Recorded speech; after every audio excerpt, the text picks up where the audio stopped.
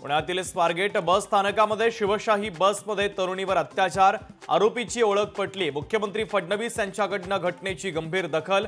पालकमंत्री अजित पवारांनी पोलिसांकडून कारवाईचा अहवाल मागवला। स्वारगेट बस स्थानकातील अत्याचार प्रकरणातील पीडित तरुणीचा वैद्यकीय तपासणी अहवाल पॉझिटिव्ह। लैंगिक अत्याचार झाल्याचं वैद्यकीय अहवालामध्ये स्पष्ट। आरोपीने दोनदा पीडितेवर लैंगिक अत्याचार केल्याची माहिती।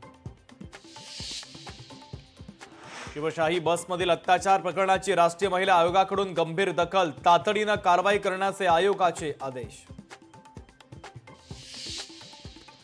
पुण्याच्या स्वारगेट बस स्थानकातील 23 सुरक्षा रक्षकांचं निलंबन। बस स्थानकातील जुन्या बसेसची ताबडतोब विल्हेवाट लावण्याचे निर्देश।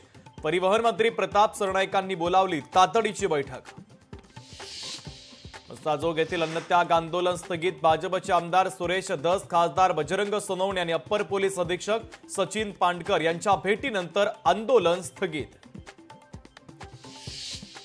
पोलीस आरोपींचे सीडीआर का काढत नाही? खासदार बजरंग सोनवणेंचा सवाल। मारेकऱ्यांना पळून जाण्यासाठी पैसे आणि गाडी पुरवल्याचा सोनवणेंचा आरोप।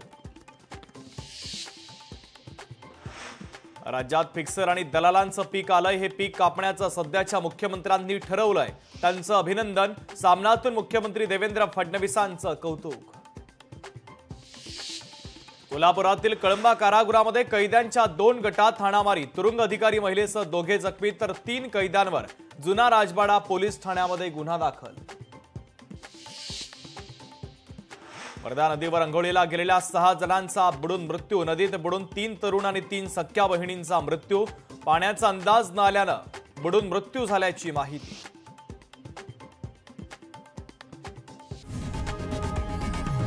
लोकशाही मराठी ऐका, पहा, जागरूक रहा।